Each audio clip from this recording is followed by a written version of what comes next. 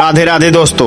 अचानक पेट्रोल 200 रुपए लीटर हो जाए, दुनिया के कई देश एक दूसरे पर मिसाइल चलाने लगे और यह जंग वर्ल्ड वार 3 की तरफ बढ़ने लगे। एक तरफ है यूनाइटेड स्टेट और इजराइल और दूसरी तरफ है ईरान, और इस युद्ध का असर अब मिडिल ईस्ट से निकलकर इंडियन ओशियन तक पहुंच चुका है। अमेरिका ने इंडियन ओशियन में एक ईरानियन वॉरशिप को वहीं ब्लास्ट कर दिया। आखिर ये युद्ध शुरू कैसे हुआ, अब तक क्या क्या हो चुका है और क्या सच में वर्ल्ड वार 3 हो सकता है? आज के इस वीडियो में हम एक एक पॉइंट को डिकोड करेंगे। Warbeat Hexas states this is a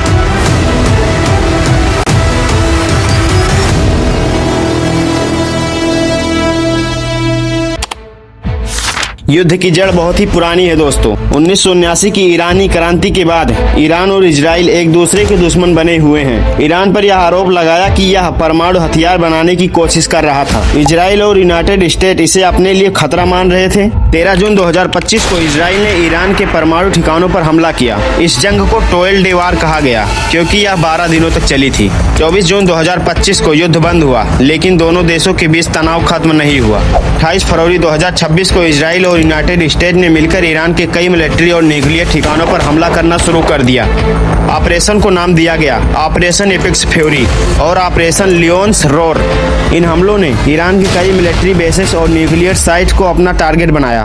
Tehran, Isfan, क्वाम, केरमनशाह, कराज और उर्मिया जैसे कई जगहों पर हमले किए। इसी हमले में ईरान के सुप्रीम लीडर अली खामनेई और टॉप मिलिट्री लीडर्स की डेथ हो जाती है। रिपोर्ट के मुताबिक वहां की गवर्नमेंट ने अब यह कंफर्म कर दिया है कि यह मारे जा चुके हैं।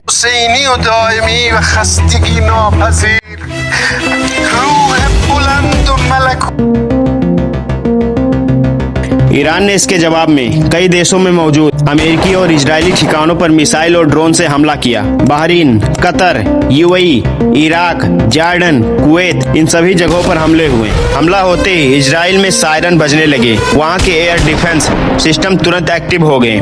ईरान ने 571 मिसाइलें छोड़ी, लेकिन वहां की एयर डिफेंस ने लगभग 560 मिसाइलों को रास्तों में ही डिस्ट्रॉय कर दिया। फिर भी 11 मिसाइलें ब्लास्ट हो गई। ईरान ने 1391 ड्रोन से हमला किया, जिसमें लगभग 1370 ड्रोन को रास्ते में ही इंटरसेप्ट कर लिया गया और लगभग 21 ड्रोन अपने काम को अंजाम देने में सफल रही। इसी के बीच डोनाल्ड ट्रंप ने कहा कि यदि हालात ऐसे रहे तो युद्ध लंबे समय तक चलेगा।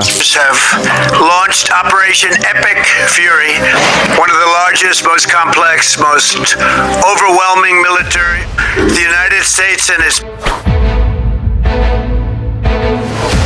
4 मार्च 2026 को आयरिश डेना नाम का एक ईरानियन जहाज श्रीलंका के तट से 19 नॉटिकल मील दूर गल्ले के पास इंडियन ओशियन से गुजर रहा था और इस शिप को ट्रैक कर रही थी अमेरिकन नेवी। अमेरिका को इस पर शक था कि इसमें वेपन और ड्रोन थे। यूएस सबमरीन ने एक mark पोरेट heavy weight torpedo fire किया, जो एक पावर नावल वेपन था। कुछ ही समय में शिप तेजी से डूब गया और लगभग 104 से ज्यादा लोगों की मौत हो गई। श्रीलंका की नेवी ने रेस्क्यू ऑपरेशन में 32 लोगों की जान बचाई, जबकि एटलीस्ट 87 बॉडीज को रिकवर किया गया।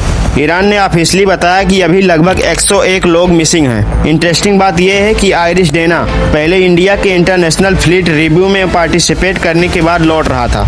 ईरान ने कहा कि शिप मोस्टली अनआर्म्ड थी, यानी उसमें ना ही कोई वेपन था और ना ही कोई ड्रोन। आयरिश डेना के ब्लास्ट होने के बाद इंडियन नेवी ने बोला कि जब शिप से डिस्ट्रेस कॉल मिला तो इंडिया ने एयरक्राफ्ट और शिप भेजकर रेस्क्यू मिशन स्टार्ट कर दिया था।